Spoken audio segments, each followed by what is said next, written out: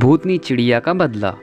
दोस्तों, एक बार की बात है, एक जंगल में एक बहुत सुंदर चिड़िया रहती थी। उस चिड़िया का नाम था टोनी चिड़िया। एक दिन चिड़िया सोचती है कि चलो कहीं बाहर घूमने चलते हैं। और फिर चिड़िया कहती है, अरे बहुत दिन हो गए, मैं कहीं घूमने भी नहीं गई।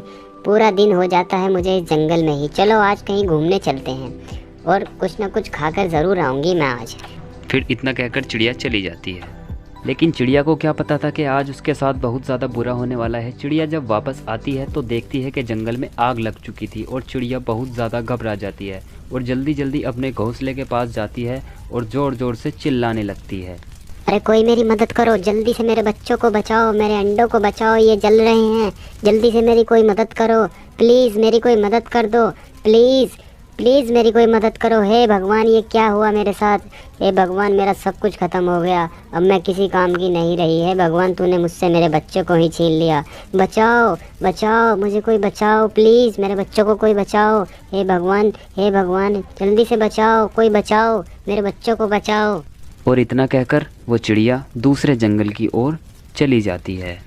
और जंगल का राजा बाज कुछ गाना गुनगुना रहा था। तभी चिड़िया उसके पास आती है और बाज से कहती है, अरे सुनो बाज भैया, क्या मैं आपके जंगल में रह सकती हूँ? हमारे जंगल में आग लग गई है और उससे मेरे अंडे जल गए हैं। फिर बाज कहता है, नहीं, हम किसी को अपने जंगल में रहने की अनुमति नहीं देते और तुम क्या, कोई भी हमारे जंगल में नहीं रह सकता। प्लीज़ भैया मुझको रहने दीजिए, मेरे पास घर भी नहीं है और मेरे अंडे भी जल गए हैं। प्लीज़ भैया मुझको अपने जंगल में रहने दीजिए ना। अरे नहीं, तुमको समझ नहीं आता क्या? मैंने तुमसे मना की है कि हम अपने जंगल में किसी को रहने की अनुमति नहीं देते। अरे चलो ठीक है, कोई किसी की मजबूरी नहीं समझता। आप भी मेरी मजबूरी नहीं समझ रहे हैं, लेकिन देख लेना आप एक ना एक दिन ज़रूर पछताएंगे। और इतना कहकर बेचारी चिड़िया उस जंगल से चली जाती है और सामने ही एक पेड़ के नीचे जाकर आराम से बैठ जाती है। और थोड़ी ही देर बाद दिन छिपने वाला था और बाज कहता है, अरे यार, चलो जंगल का एक राउंड मार कर आते हैं। और फिर बाज जंगल में घूमने चला जाता है। और थोड़ी दूर चलने के बाद बाज देखता है कि वो चिड़िया यहीं पर है और उसे बहुत तेज गुस्सा आता है और वो चिड़िया के पास आकर बैठ जाता है। अरे ये क्या, तुम अभी तक यहीं हो? मैं तुम्हें आखिरी मौका देता हूँ, अगर कल सुबह तक तुम यहाँ से नहीं गई तो मैं तुमको मार डालूंगा। अब मैं चलता हूँ। और फिर वो बाज वहाँ से चला जाता है। और अगले दिन बाज सोचता है, अरे यार, चलो उस चिड़िया को देख कर आता हूँ कि वो मेरे जंगल से गई या नहीं गई। नहीं गई होगी तो आज उसको जान से ही मार दूंगा मैं, और उसको मुझसे कोई नहीं बचा सकता। पता नहीं कहाँ कहाँ से आ जाती हैं और हमारे जंगल में रहने को आकर कहते हैं। और फिर वो बाज चिड़िया को देखने चला जाता है। और चिड़िया बेचारी वहीं बैठी होती है और चिड़िया सोचती है कि बाज आ गया तो आज मुझे मार ही देगा। और फिर थोड़ी ही देर बाद वहीं पर बाज भी आ जाता है और बाज चिड़िया को देखकर बहुत ज़्यादा गुस्सा हो जाता है और नीचे आकर चिड़िया से कहता है, अरे मैं तुमसे कल समझा कर गया था, अगर तुम यहाँ से नहीं गई तो तुम्हें मेरे हाथों से आज कोई नहीं बचा सकता, और तुम आज भी यहीं पर हो। लेकिन अब मैं तुमको नहीं छोड़ूंगा, तुम्हें मुझसे अब कोई नहीं बचा सकता।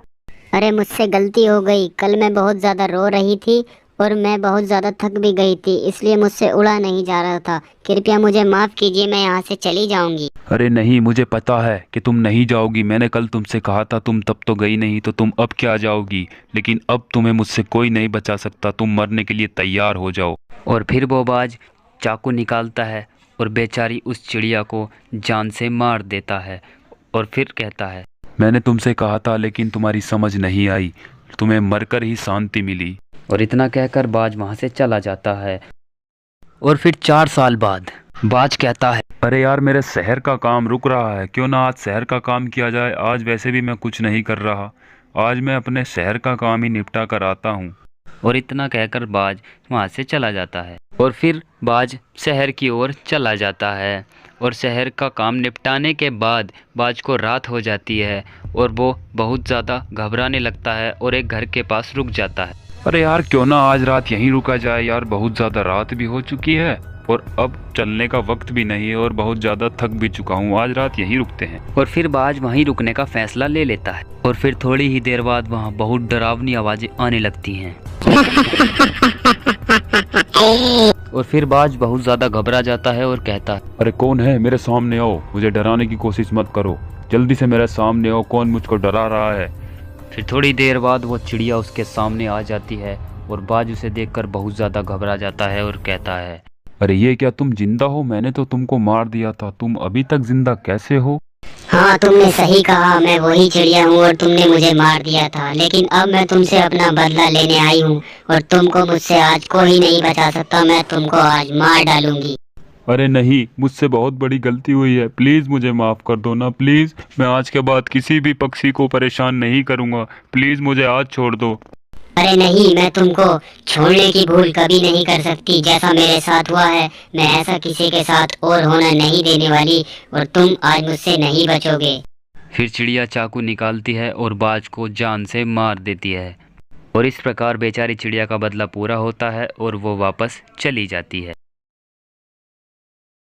एक कबूतर और उसकी पत्नी का ब्यूटी पार्लर। एक दिन कबूतर की पत्नी उससे कहती है, अजी सुनते हो, मैं सोच रही हूँ क्यों ना हम दोनों कुछ काम कर लें, क्योंकि हम काम करेंगे तो पैसे आएंगे और हम उस पैसे से कुछ काम करेंगे।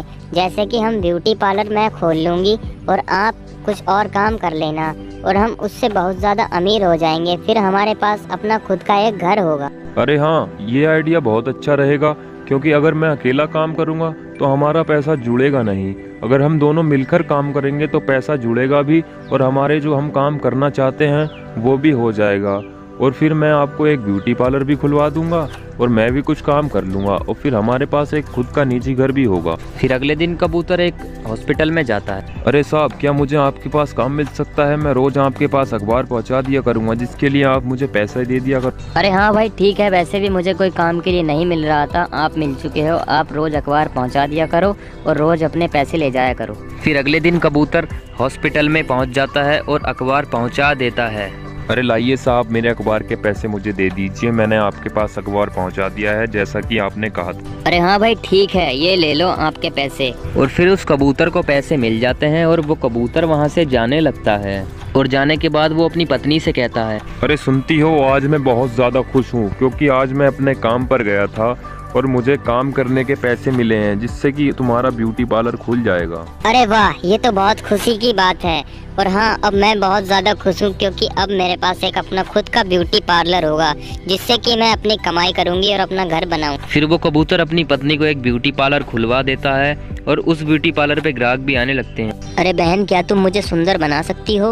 अरे हाँ बहन, क्यों नहीं, हमारा तो काम ही यही है, लोगों को सुंदर बनाना, इसीलिए तो हमने ब्यूटी पार्लर खोल रखा है। बताइए आपको किस तरह से होना है। और इधर उसका पति अखबार बेचकर बहुत ज़्यादा पैसे कमाता था और उधर उसका ब्यूटी पार्लर चलता था और कबूतर सारे पैसे लाकर अपनी पत्नी को दे देता था।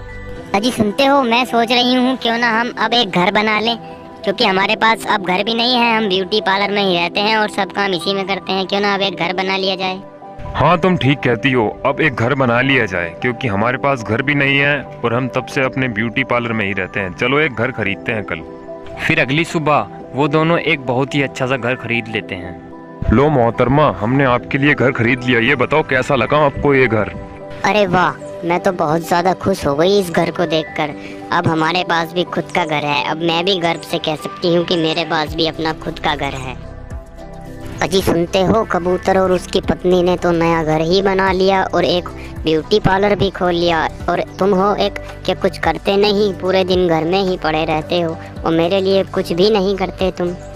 अरे ये तो कोई बात नहीं हुई, लेकिन अब मुझको बहुत ज़्यादा गुस्सा आ रहा है कि तुमने ऐसी बात की क्यों। अब मैं उन दोनों का घर छीनकर हम दोनों उसमें रहेंगे। कल मैं उन्हें दावत पे बुलाऊंगा और उसमें जहर मिला देंगे। हाँ, ये बात बहुत अच्छी रहेगी। हम उनको दावत पे बुलाएंगे और फिर उनके खाने में जहर मिला देंगे और उनका सब कुछ दौलत ले लेंगे। अरे भाभी, भैया कहाँ गए? अरे तुम्हारे भाई तो घर पे नहीं है, किसी काम से बाहर गए हैं। बताइए क्या बात हुई।